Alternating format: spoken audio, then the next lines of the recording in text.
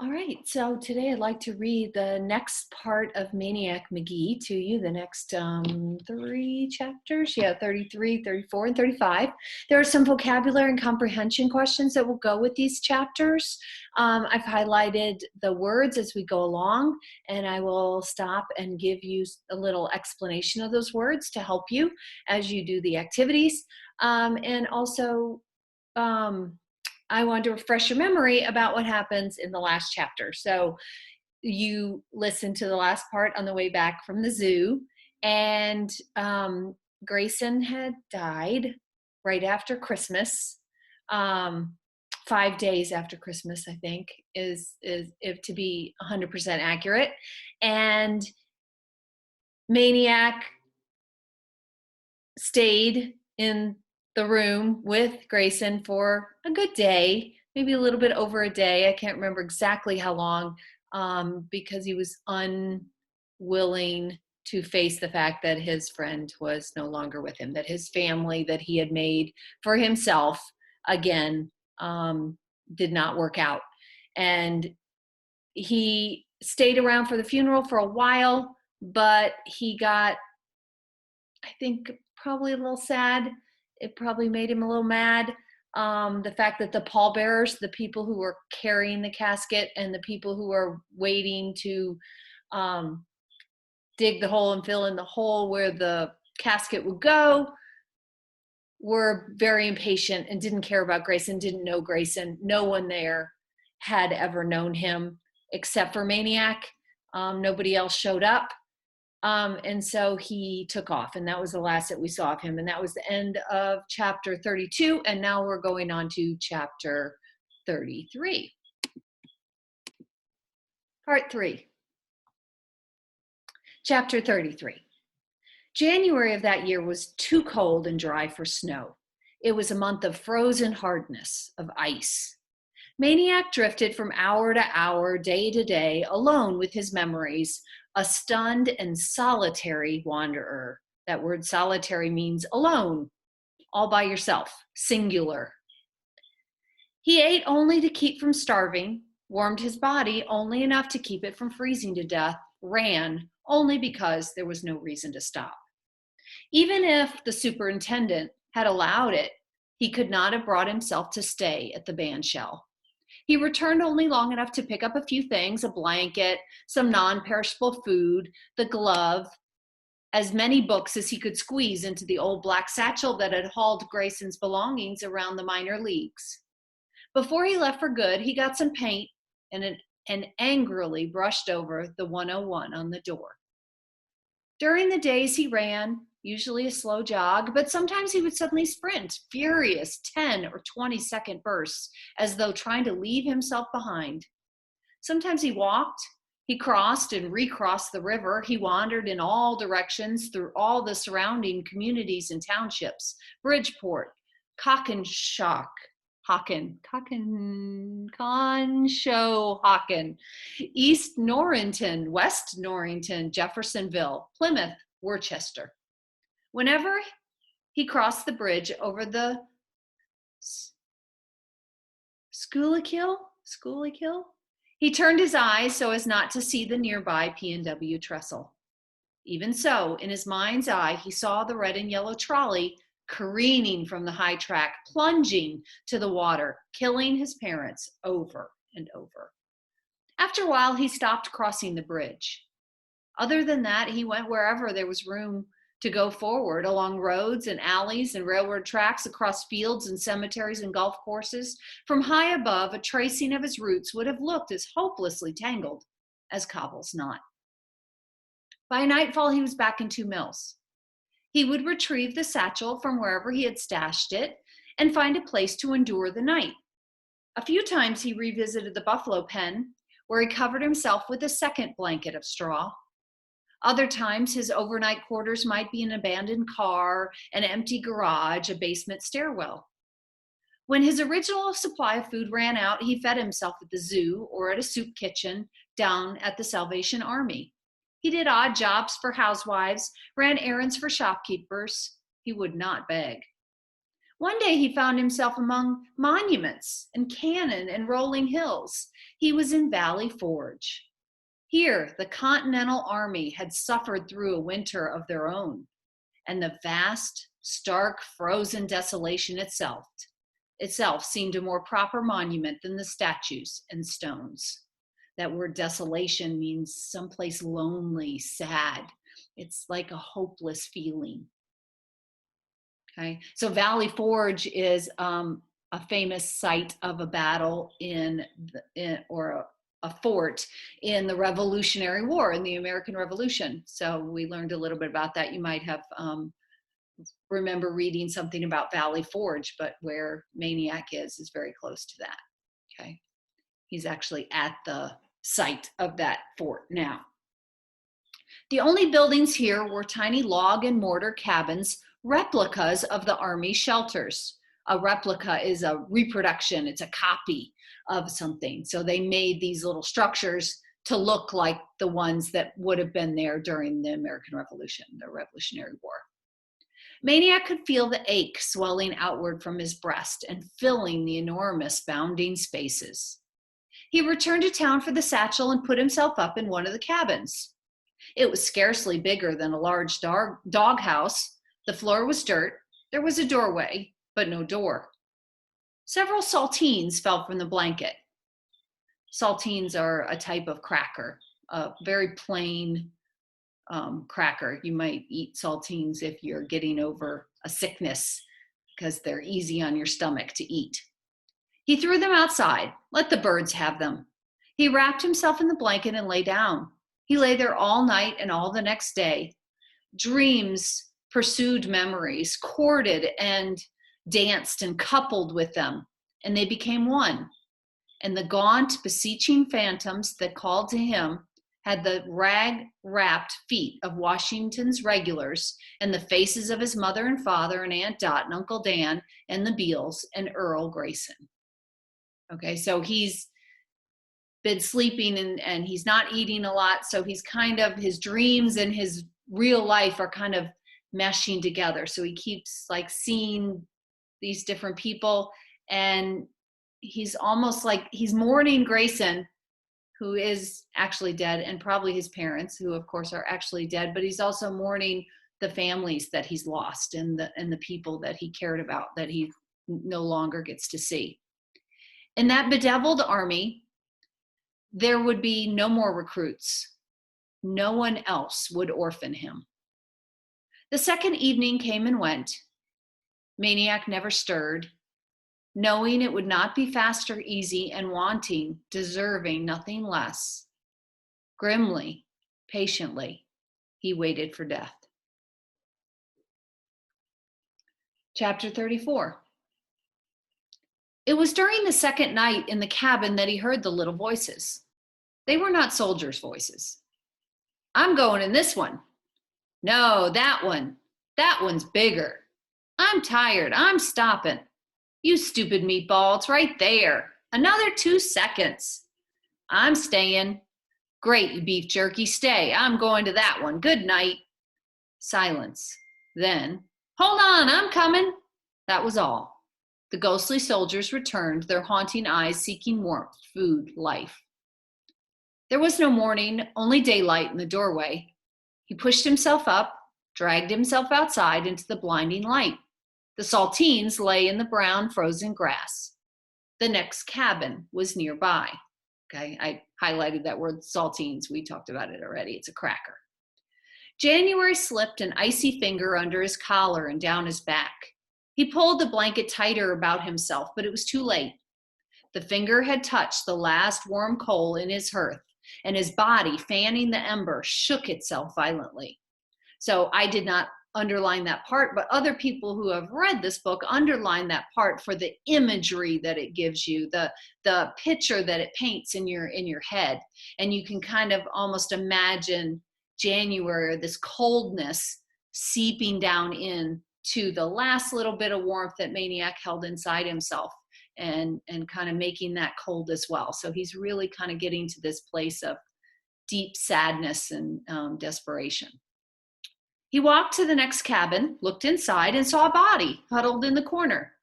An eye opened, stared at him. Then, in succession, 3 more eyes opened. The body divided and became two little boys. "Get a load of this meatball," said the one with the front tooth missing. "He walks around with a blanket on. Hey, meatball, why don't you bring your mattress along too?" "And your pillow too," screeched the other. The missing tooth whipped off his woolen cap and smacked Screecher in the face. Screecher retaliated, and Maniac had to step back while a 2-kid tornado swirled around the cabin. That word retaliated means to get back, to get revenge upon. So the one boy smacked the other, and the other boy smacked him back, retaliated for that action. When they finished, they rolled onto their backs, shook their legs at the ceiling, and laughed as long as they had fought. The volume coming from Screecher was incredible, as though a microphone were embedded in his throat. Finally, Missing Tooth rediscovered the stranger standing in the doorway. "Hey, Meatball, you running away too?" "No, not really," Maniac replied. "Well, we are," went Screecher. "Where are you going?" Maniac asked. The answer came from both. Mexico.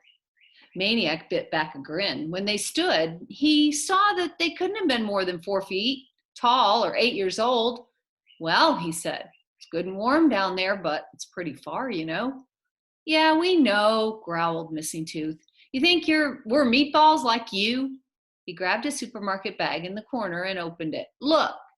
It was filled with candy, cupcakes, pies, even a pack of butterscotch crimpets. Maniac's stomach rasped against itself.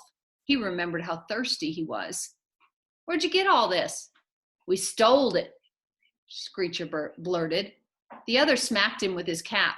"Shut up, Piper, you stupid sausage. You don't go telling people you stole stuff." Piper returned the cap slap. "You shut up, Russell. I didn't tell him where we stole it." This time the fighting was over in less than a minute, but it started up again when Maniac asked where they were from. And Piper said, 2 mills. And Russell said, "Shut up, he might be a cop," and bopped him good. When they settled down, they stared at him warily. Piper snickered. "He ain't no cop, he's a kid." Yeah, sneered Russell, "that's how much you know. They got cops that look like kids. That's how they catch kids." They stared at him some more. They moved in cautiously, one on either side, and they opened his blanket and they patted him all over. "What we doing this for?" Piper wanted to know.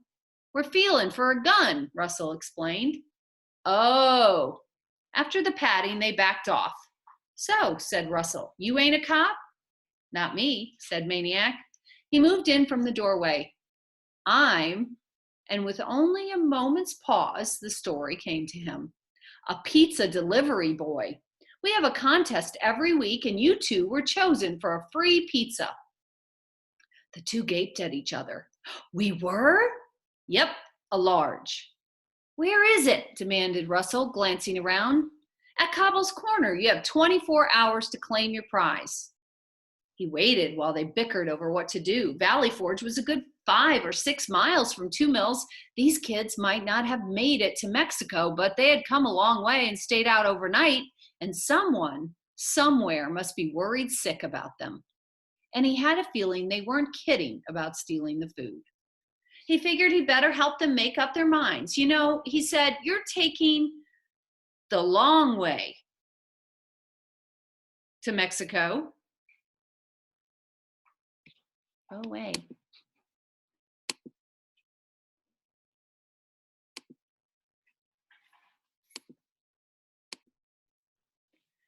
"Taking the long way to Mexico. If you come back to 2 mills with me, I'll show you a shortcut." That did it.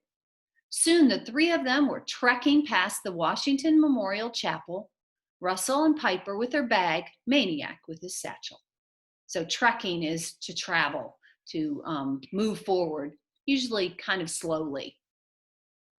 It was early afternoon when they walked into Cobble's Corner at Hector and Birch. Maniac produced his certificate for conquering Cobble's Knot, and 20 minutes later, the young runaways were attacking a large pizza with pepperoni. Maniac confined himself to 3 glasses of water and a half a dozen crimpets.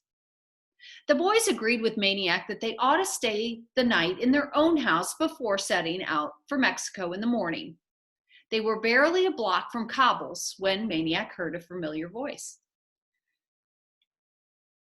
Bellowing and barreling down the street was the fearsome fast faller, king of the Cobras, Big John McNabb himself, and he was roaring mad.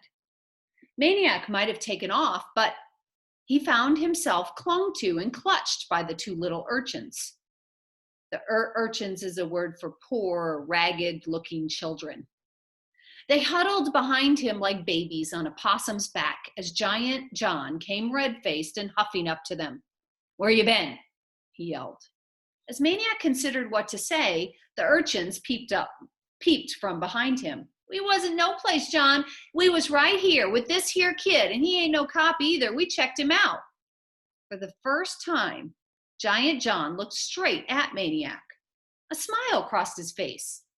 "Well, the frog man." The smile vanished. "So what you doing with my little brothers?" Chapter 35. It took a while for everything to get straightened out. First, Giant John had to be convinced that Maniac was not kidnapping his brothers. Then the brothers had to do some more trembling and clinging while John finished lambasting them for running away, which apparently they did about every other week.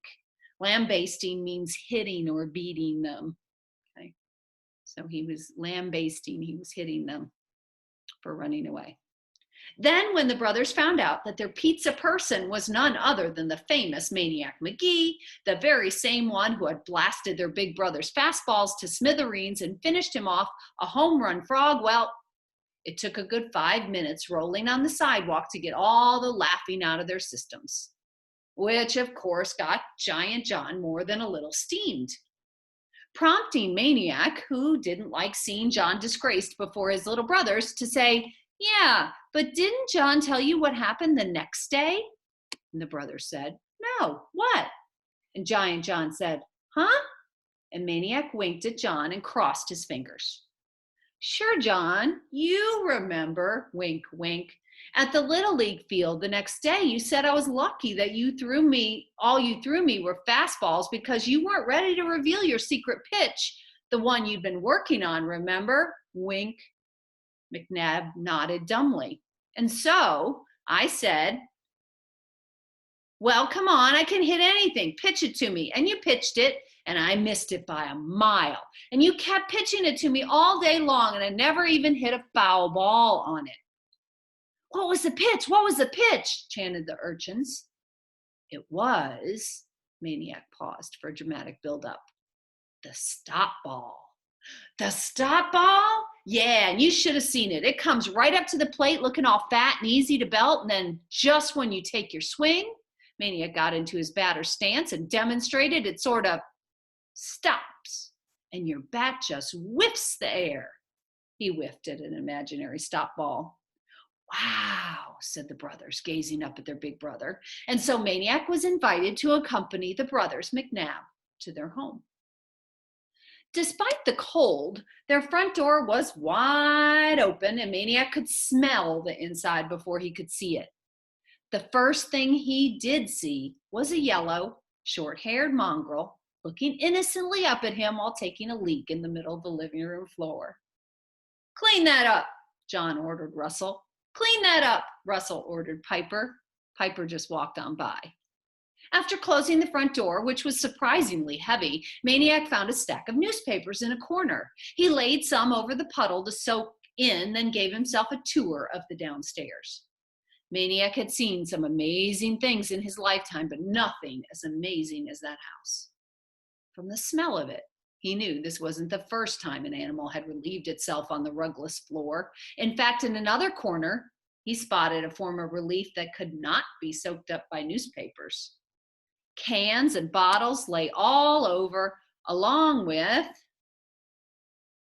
crusts, peeling cores, scraps, rinds, wrappers, everything that you would normally find in a garbage can, and everywhere there were raisins.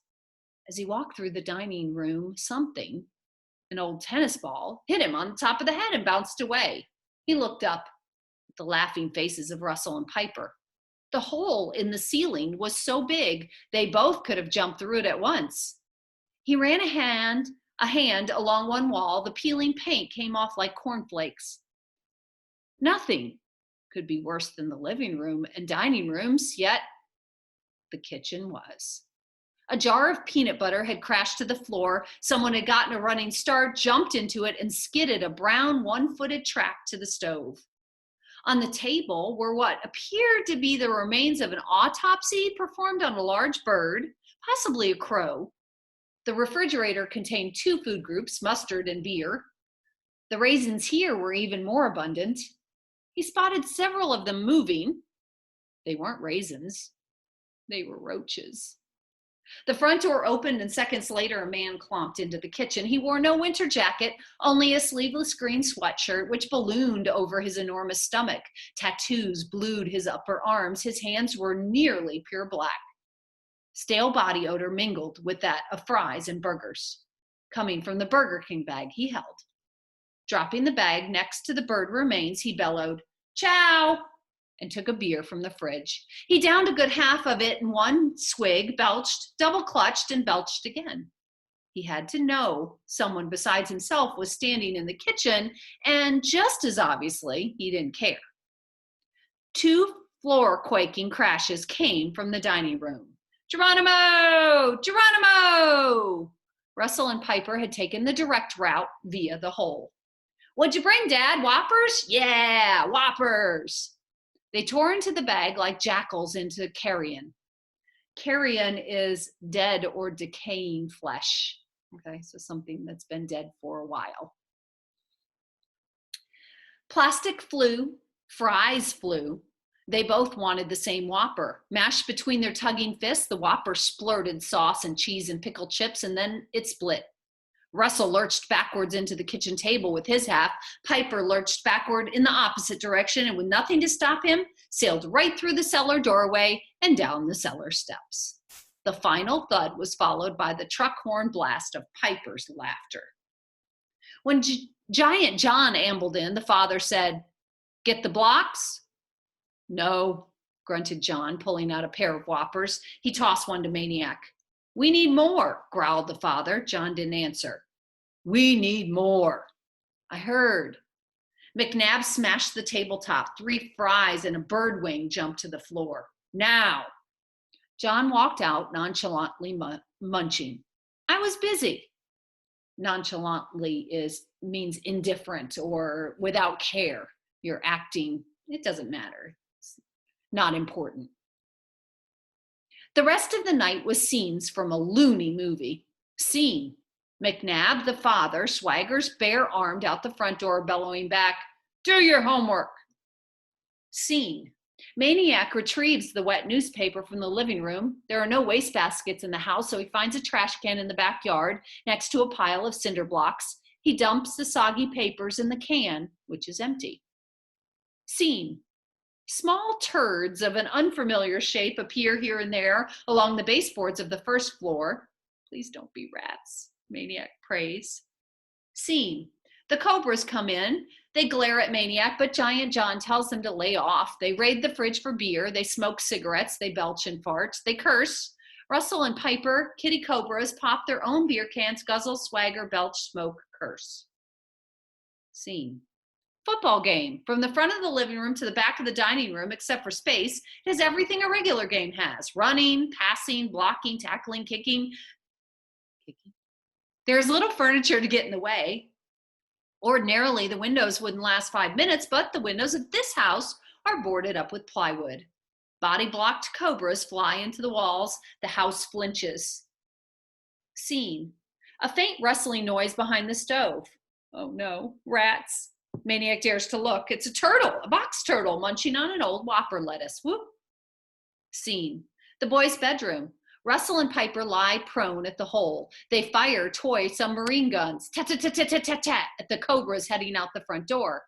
Piper jumps up and blows Maniac away, killing him at least 15 times. "This is how we're going to do it. Bam, bam, bam." The guns will be real, said Russell, still prone and firing, the stock of the toy gun tight against his cheek. Yeah, squawks Piper, real. He flops back to the floor, sprays the whole downstairs. Soon as they start coming in, bam, bam, bam, bam, bam. Who? Says Maniac. The enemy, says Russell. Who's that? Says Maniac. Russell stops firing long enough to send Maniac a where have you been look. Who do you think? He sneers.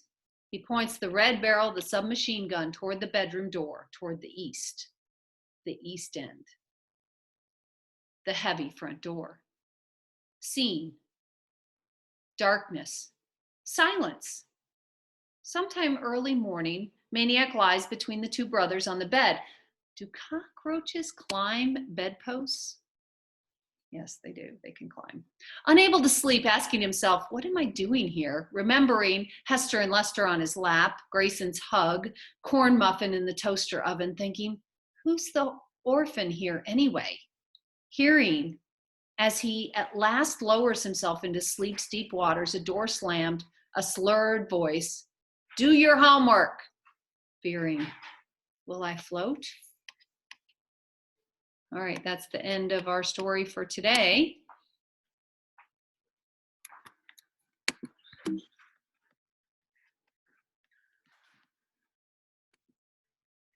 We will continue to read. You have vocabulary and some comprehension with those chapters, and we'll continue to read next time.